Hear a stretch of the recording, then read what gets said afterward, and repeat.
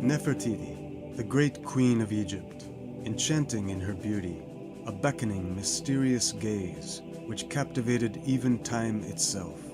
Each of us, at least once in their lifetime, saw the famous bust and heard the name of Nefertiti, but very few people know that the queen, whose life was comprised of countless legends, came from a northern country, which we now call Mitanni. In ancient times, it was a large state, antagonized by Egypt and the Hittites, and occupying most of the Near East.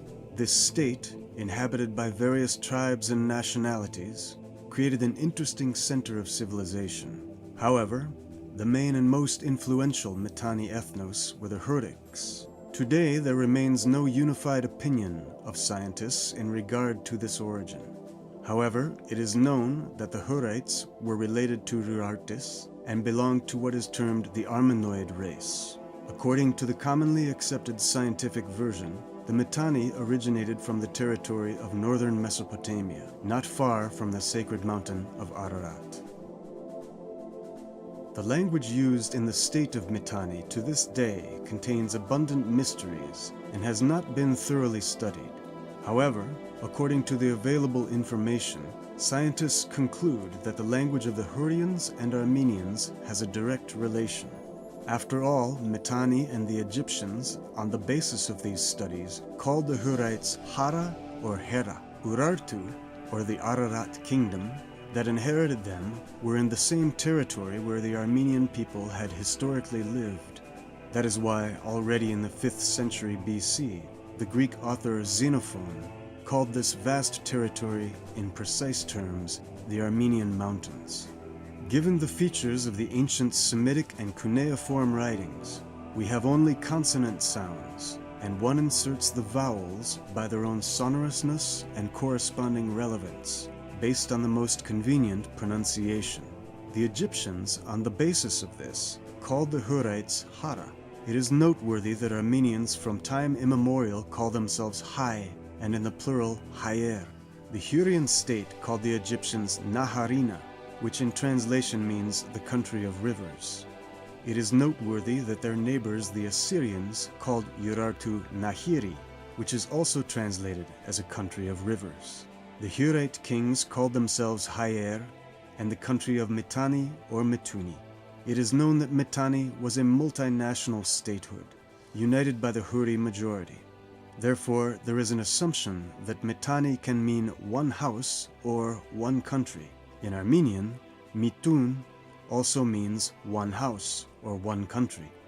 In no other existent language is it possible to find similar coincidences with the Hurrian language. Small Hurrian kingdoms began to appear at the beginning of the 2nd millennium BC. The most powerful of them was the state of Mitanni, which reached its peak in the 15th and 14th centuries BC, when a series of wars began with another powerful state of its time, Egypt. An Egyptian chronicle, discovered in 1887, tells about the mutual relations of both countries in sufficient detail.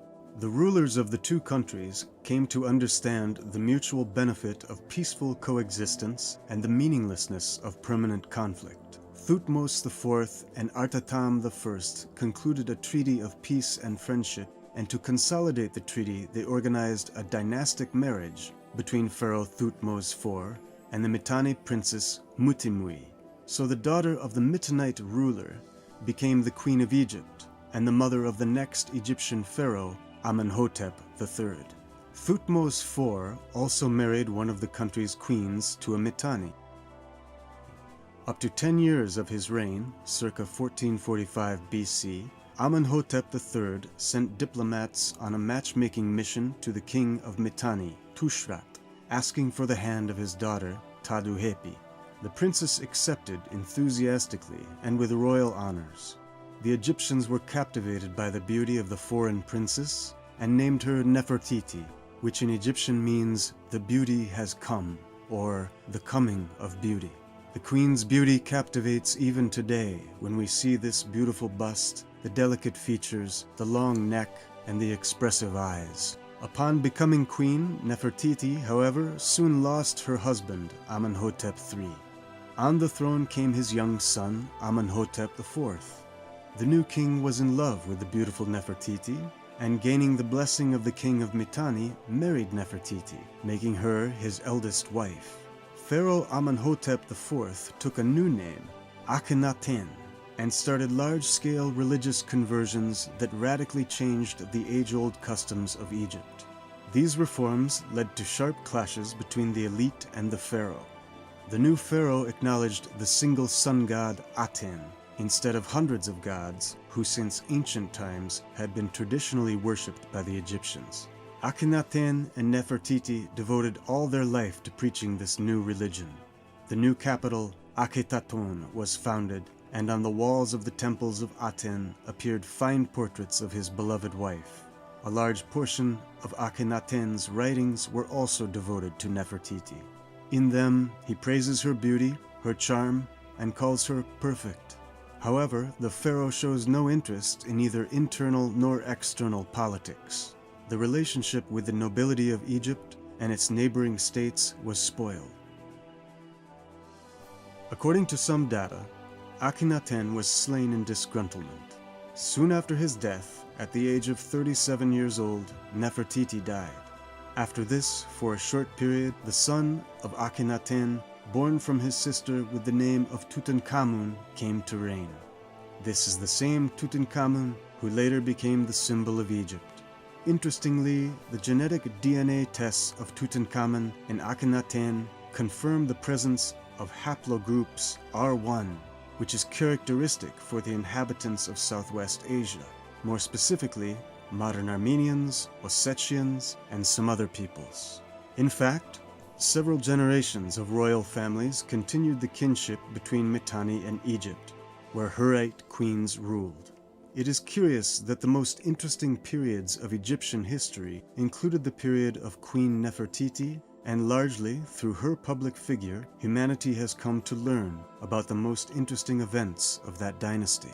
Mitanni civilization has had a profound impact on the culture of the neighboring peoples of Syria, Babylon, the Hittite Empire, and, of course, Egypt.